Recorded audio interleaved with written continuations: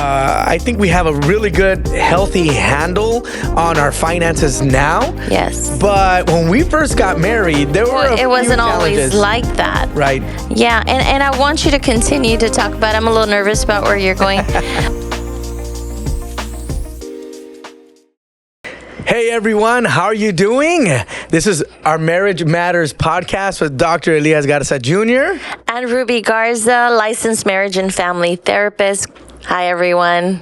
Good to see you guys, and thanks again for subscribing. If you haven't done so yet, please do so right now.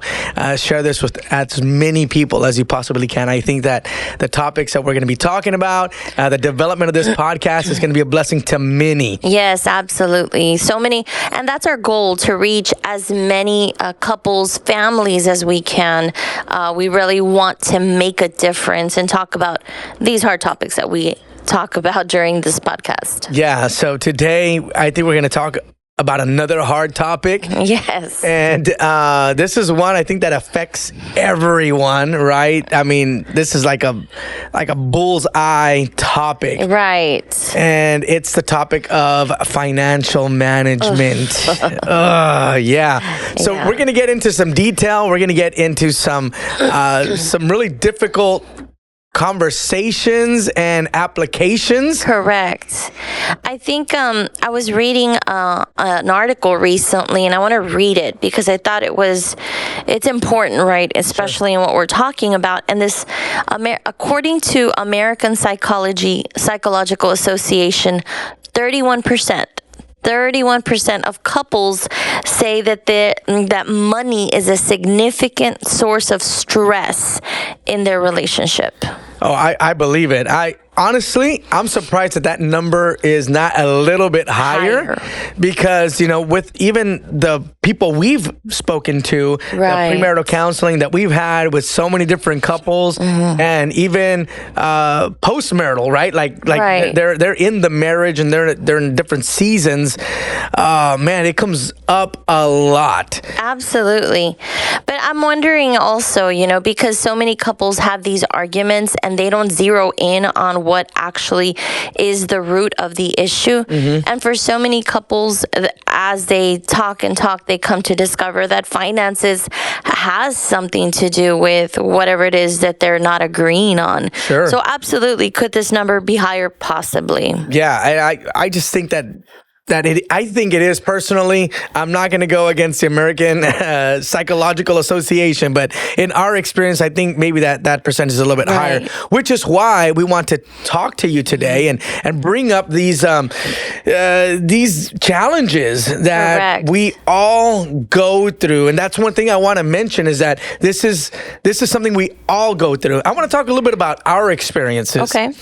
We've been married now for, over 20 years. I think we have a really good, healthy handle on our finances now. Yes. But when we first got married, there were it wasn't always like that. Right. Yeah, and I want you to continue to talk about it. I'm a little nervous about where you're going.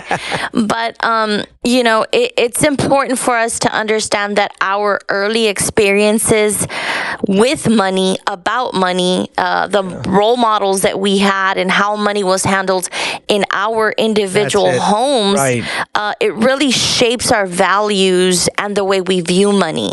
So when we get married, we bring those ideas and those habits, if you will, into the marriage. So, okay, now I'll let you talk about what you were going to say. So in those early years, those early months, right?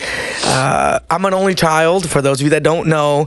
And I'm the baby of the family. Of five, right? And so there was a very interesting and different dynamic that I grew up with than you grew up with, right? And can I just pause here, because so many people don't realize this. This is another topic for another day, but birth order in your family has a lot to do with the way you get along with your partner. So it's important to note, only child, baby of five. Okay. Yes. So here we are now, newlyweds, And one of the things that I've always done, and maybe it's part of my personality and my character traits, but I'm always looking at prices, right? I'm always looking at how much does this cost? How much does that cost? If something is $9.99, I know maybe some of the girl mathematicians might agree with me here. Yeah. Is it was $9, right? And I'm like, no, it's $10.81 with taxes. We're already looking at $11. Well, just to kind of bring this together, there were some moments at the beginning where we were not seeing eye to eye on what to spend our money on, right, and how to spend our money.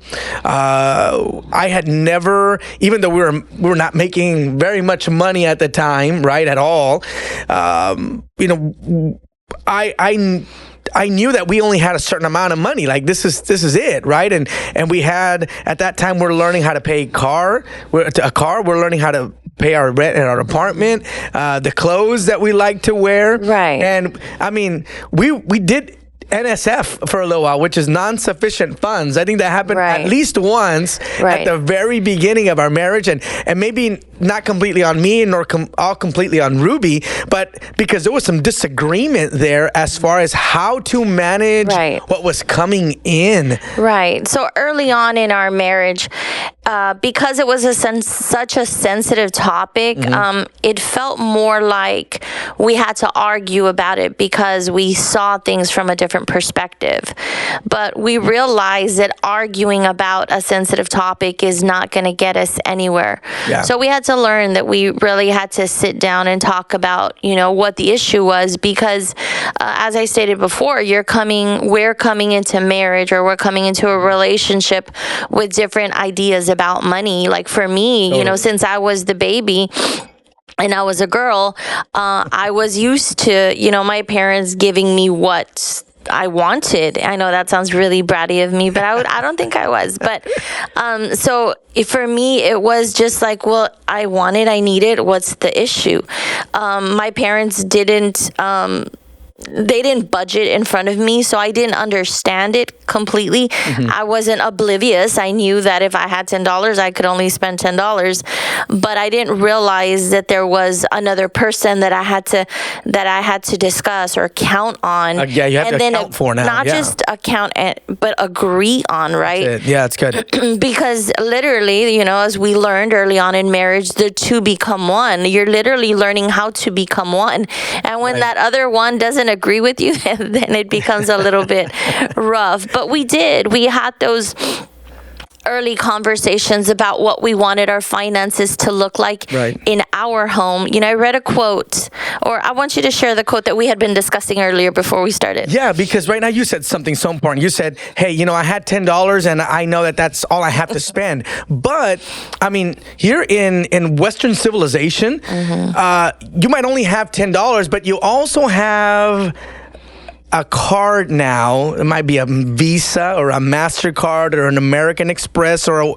whatever it would be, that now tells you, well, you only have $10, but with this shiny, flashy little card, now you can have 50. And so what do we do? And this goes with the quote that we wanted to mention that says, this quote is from David Brinkley. Listen to this. It says, thrift used to be a basic American value. Okay, the saving, right? The thrifting, maybe not going to the thrift stores, but saving. But the saving, the holding back a little bit.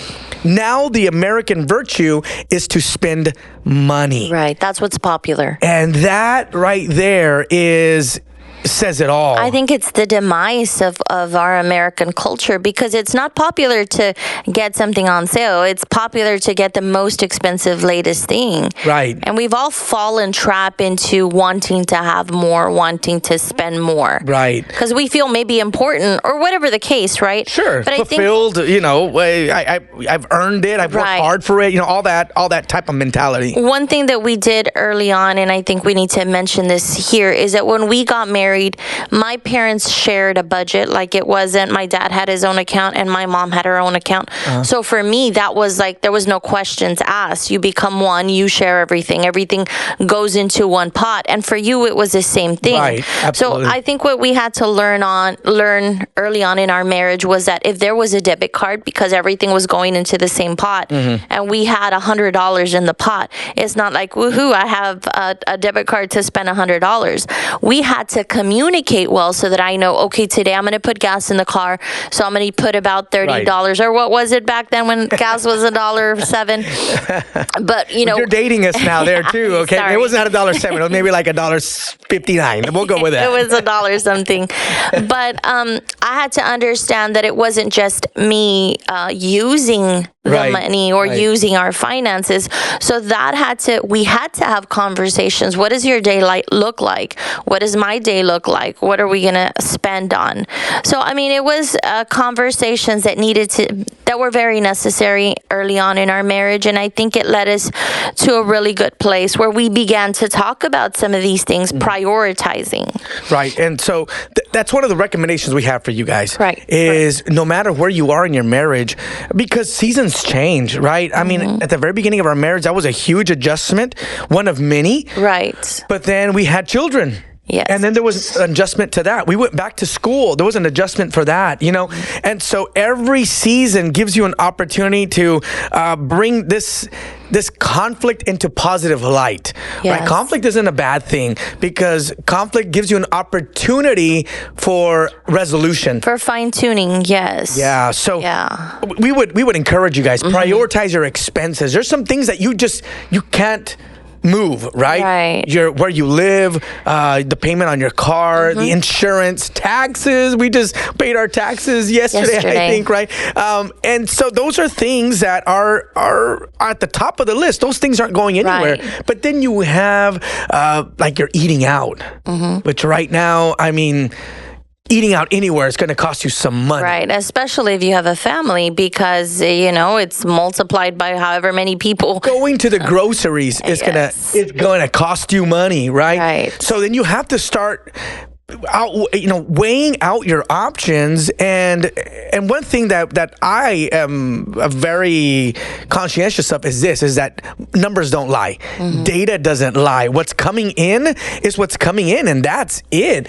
And when we start living outside of our means, we start putting our families into predicaments that are unfair for our children. And it creates unnecessary tension that you don't need to have in the relationship or within the family, because everybody feels it. When there's financial stress, not just the marriage suffers, but the family suffers. I think, we've had many areas of success in our finances, but I think the one key, and we talked about this earlier, is that we learned that we have to tithe. Tithing is our first priority, and that's always kept us I guess I want to say it's always kept us in check. Right. We've understood that has been the root of our financial success because we have both agreed that tithing is a non-negotiable. And we did this even before we were married. Right. I did this as a young man with his first job cutting grass. So time out. Maybe you don't know what tithing is, but tithing is so you get paid a certain amount of money. Let's say I get paid $500, in 2 weeks. So 10% of that, the Lord asks us to give back to Him what is His, which is 10%. So 10% of 500 would be $50. Right. So we get to use the $490. $450. Oh yeah, sorry. See, girl math. Sorry. The $450. How we see fit. That's what we manage, and that's what we work with. But 50 of those dollars belongs to the Lord, and it's been such a blessing to be able to do that, to teach that to our children. It has, because there's something that you need to know. Giving eliminates greed. Right. When you live, and this is what we preach even to our church, we've preached to ourselves, to our children, is that when you live with your hands out, in other words, you are just an administrator of what God puts in your hands. And even, tithing is a hot topic, and we can maybe go into detail later on in another podcast with it. But the New Testament now calls us to live generously. So it's not just the tithe now, it's living life generously to the kingdom of heaven, which is not just the 10%. And I mean, we do our 10%, but we also do our offerings. We also contribute in other ways. Right. We bless other people. Right. Exactly. We give things away. We give offerings, to people that we feel led from the Lord to do that. So I know we're opening up another can of worms in a sense, right? But the thing is, tithing is number one for us. The reason why I want to emphasize on it is because it's your perspective that changes once you begin to tithe. Yeah. I think what did it for me, because I'm going to be completely honest, as we became more successful in our career, obviously our income became greater. So once your income becomes greater, those of you that are familiar with math knows that your tithing is also going to get bigger. But I read something in scripture in the Bible that said when you keep 100% of the money and you don't tithe the way the Lord has commanded us to tithe, it's like putting your 100% of money into this bag with holes. So it's never going to last. It's never going to be enough. It's never going to fill. But when you give to the Lord what belongs to the Lord, which is a 10%, then that 90% that you get to keep and work with is blessed way much more than the 100% if you kept it all together. So that was big for me. That was a big revelation. So if you've never tithed, you're not going to regret it. I just want to encourage you and take time to say that, because we do want you to be blessed.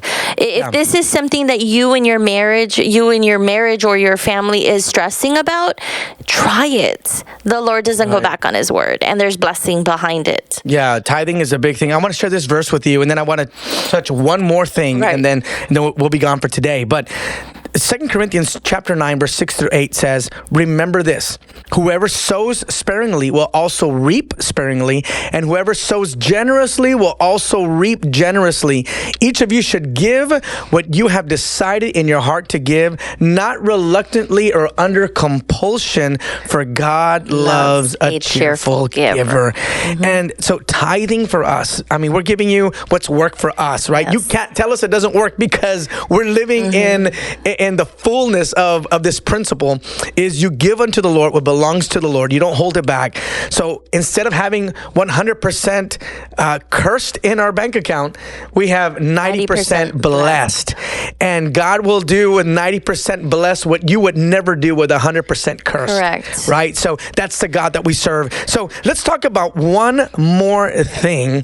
And so we talked about briefly, but I want to talk about just the concept of budgeting. Okay. So really quick, I want you to, you might not be able to follow me there, but listen to this. In Luke chapter 14, verses 28 through 30, the Bible says, for which of you intending to build a tower does not sit down first and count the cost, whether he has enough to finish it, lest after he has laid the foundation and is not able to finish, all who see it begin to mock him, saying, this man began to build and was not able to finish. So as we end here these next couple of minutes on budgeting, again, we talked about it briefly, but I want to kind of just close this circle, close this loop with you guys, is that it is important and imperative that you as a couple, you make a list of things that are priorities, things that need to get done, and things that can wait. Right. A lot of times social media has made this a horrible way to live life. It's like, well, they just bought a new truck, so we need a new truck, or they just went to Disney World, we need to go to Disney World, right? And those are not priorities. Correct. Maybe what you can do is start setting money aside, so that maybe you're working towards this goal, right? Yeah. I think that budgeting is huge, and I know my wife doesn't like when I bring this guy up, but Dave Ramsey has a lot of good information out there, right, to help us just be better stewards of what God has placed in our hands, and that has to do with budgeting. Right. And prioritizing is so good because it allows you to cast vision into the long term, That's something else that you guys can do is create.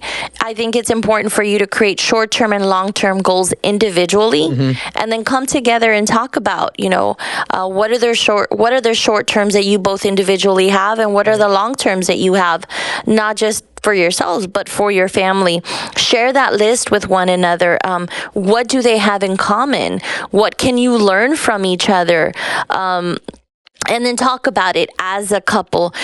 Are these goals on track to getting us where we wanted? One of our biggest goals was to pay off our house. Yeah. And we did. By the grace of God, Amen. We paid off our house.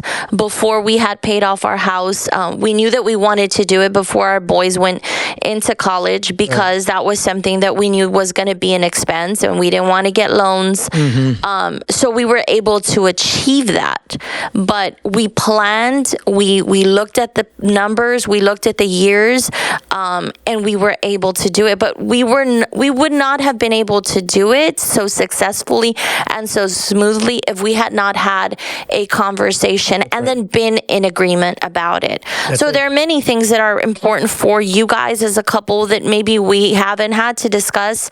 But so your short-term, long-term goals is going to look different than ours did. Your priorities are going to look different than ours did. But as long as you are both in agreement, you're going to do well. Yeah. So we'll leave you with that. We might have to do a part 2 to this, I think, because there's so much to talk about. But for today, that'll be it. God bless you. This is Marriage Matters Podcast. Subscribe, all right? This is Dr. WeTheGarzas Jr. And Ruby Garza, licensed marriage and family therapist. Till next time.